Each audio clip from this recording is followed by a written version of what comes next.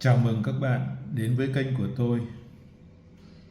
Các bạn thân mến, hoa lan Cachaya là loài hoa lan rất đẹp, hoa rất nhiều màu sắc và nở quanh năm.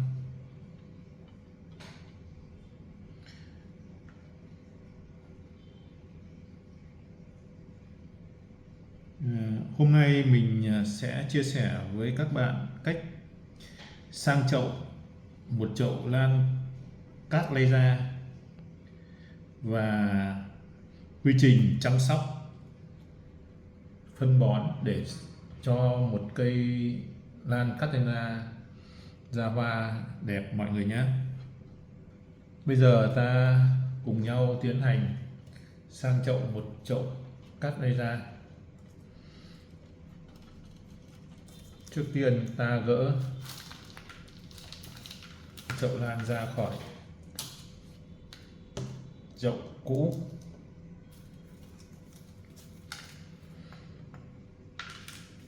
Và ta tiến hành bóc hết giá thể cũ ra.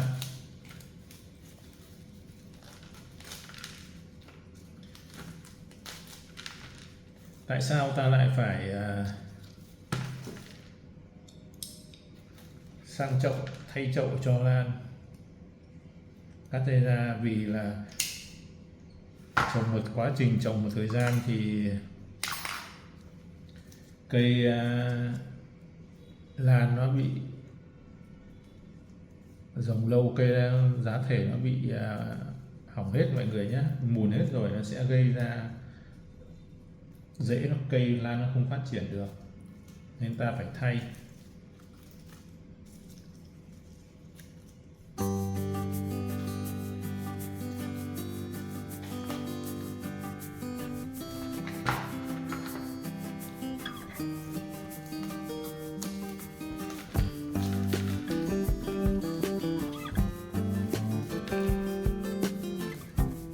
Cái này người ta trồng bằng sơ dừa nên là mục hết.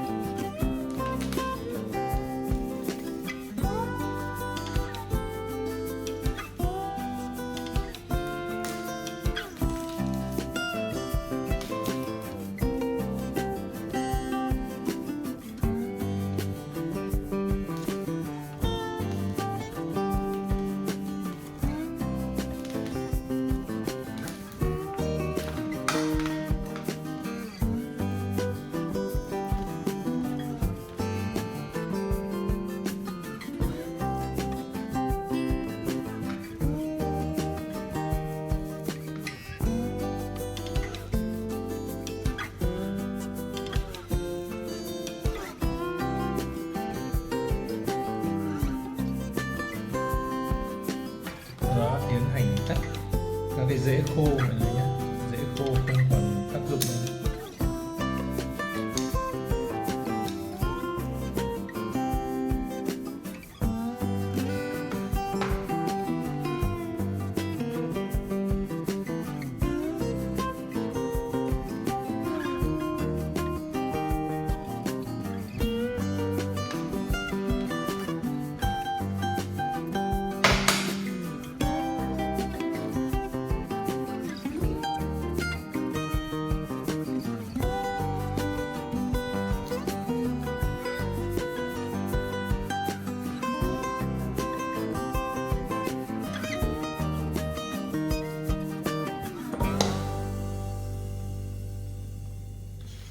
Ở đây tôi chuẩn bị sẵn một cái chậu.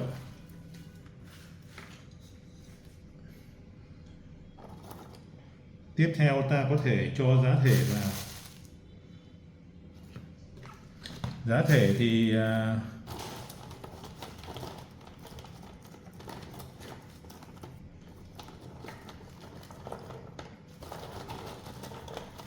mình có thể cho cái giá thể nó size khoảng 3 đến 4 cm mọi người nhé. Đấy.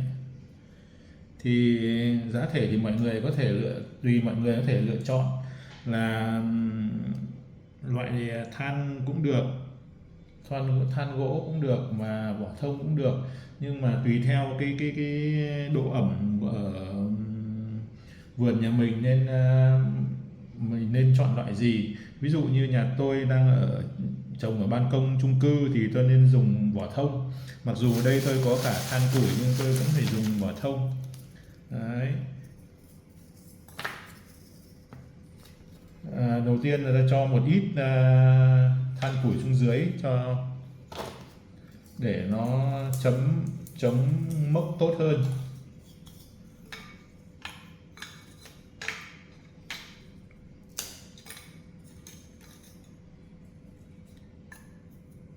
Chậu thì mọi người có thể dùng chậu bình thường cũng được, còn ở đây mình dùng chậu có gọi là tăng cái độ ẩm cho lan mọi người nhé. Sau đấy tôi cho vỏ thông vào.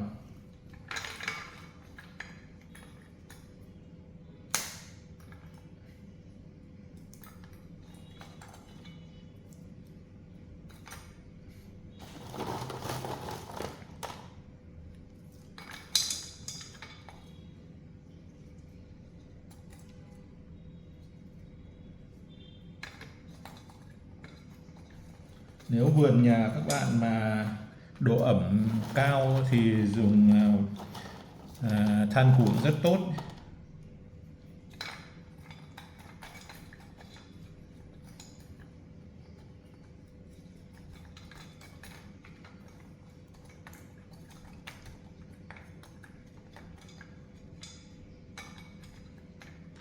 Sau khi cho giá thể vào, ta ướm cây, làm sao cho cái gốc của lan nó không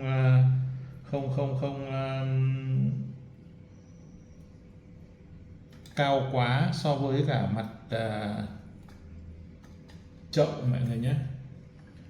Thấp quá cũng không được, thấp quá thì sẽ khi mà cây nó ra mầm con ấy thì nó bị khuất, nó không phát triển được, mà cao quá thì dễ nó đâm xuống không được, nên mọi người chú ý. Ở đây tôi có cái cốc điều hòa rồi nên là mặc định là nó ở bằng ở cái mức này rồi mọi người ạ.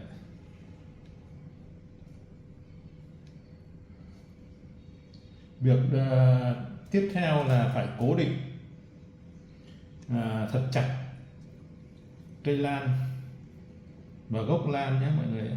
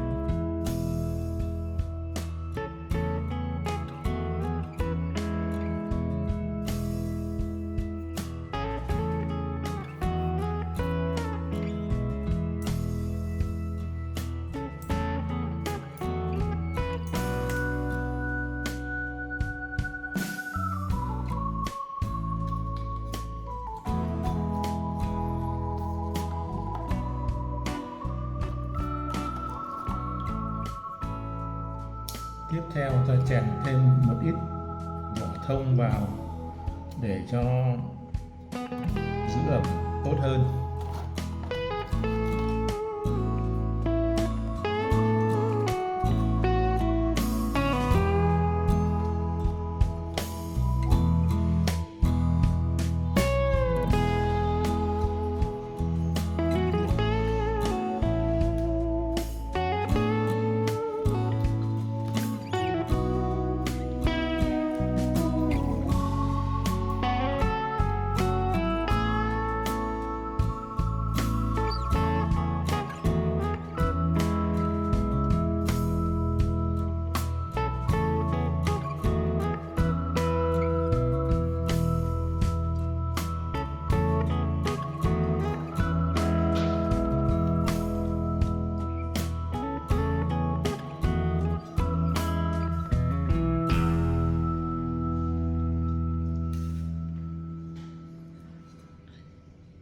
Việc cố định cây lan, gốc lan và cành lan thật chặt rất quan trọng mọi người ạ. Vì khi mà ta mà không cố định chặt thì sẽ gây ra lung lay và làm hỏng rễ lan. Khi rễ lan non mọc ra thì sẽ làm hỏng rễ lan. Nên mọi người phải lưu ý chỗ này, cố định thật chặt.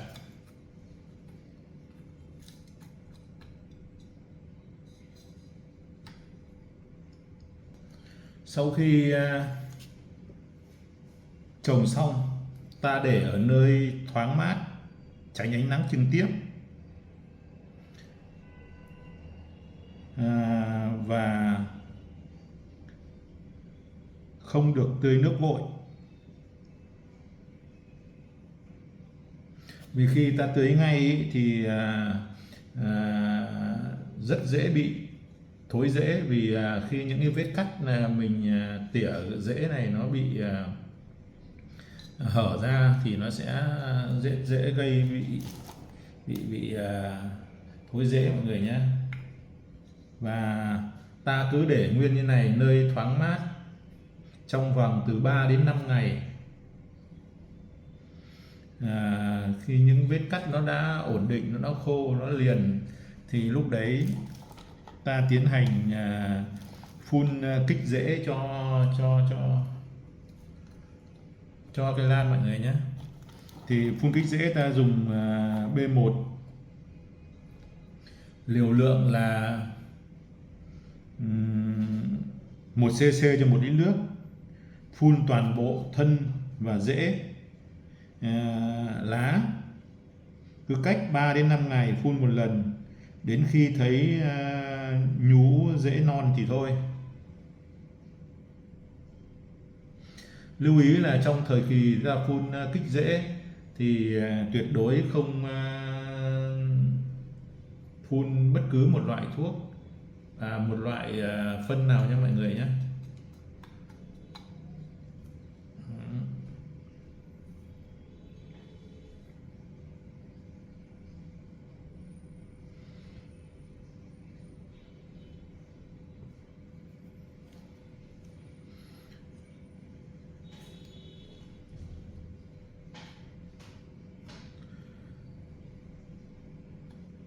Và bây giờ mình chia sẻ với các bạn cách chăm sóc và phun phân cho cây lan Castrea mọi người nhé. Đầu tiên, khi ta quan sát thấy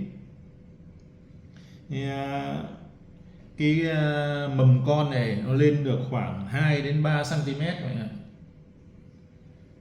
thì ta bắt đầu phun phân NPK 6-30-30 với liều lượng đã ghi trên bao bì, và ta có thể là tưới non hơn so với người nhà sản xuất người ta ghi trên bao bì mọi người nhé. Và với liều lượng là với tần suất tưới là từ 4 đến 6 tuần, và mỗi một tuần thì ta phun một lần mọi người nhé.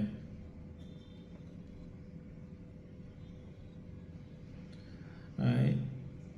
Sau khi tưới chu kỳ 6-30-30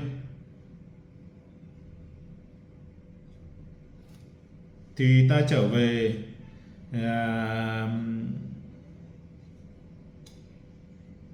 phun tưới xen kẽ NPK 20-20-20 và NPK 30-10-10. Có nghĩa là cứ một tuần ta phun NPK 20 đều và một tuần ta lại phun 30-10-10.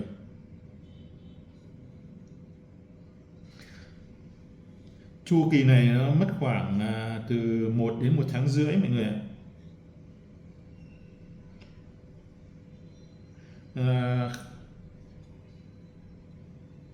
Khi mà cái chu kỳ tưới xen kẽ này mà ta thấy nó lên cái mèo hoa ấy,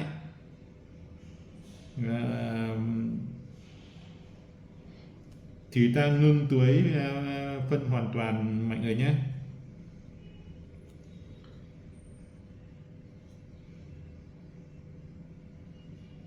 Và lúc này ta không ngưng tưới phân hoàn toàn và chỉ tưới nước và B1 với liều lượng nhẹ để dưỡng hoa.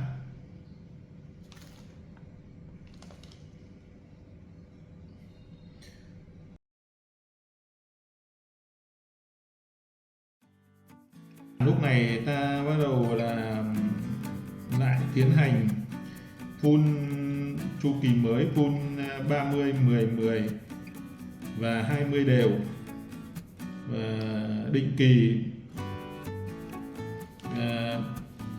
một tuần một lần, cho đến khi nó ra mầm non mọi người nhé.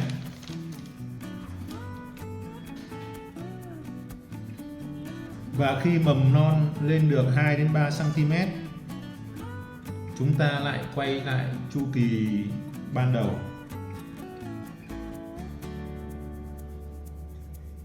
Và như vậy, cộng với việc tưới nước đủ ẩm và chế độ ánh nắng hợp lý, lan Cattleya này thích hợp với ánh nắng khoảng 60 đến 70% mọi người nhé.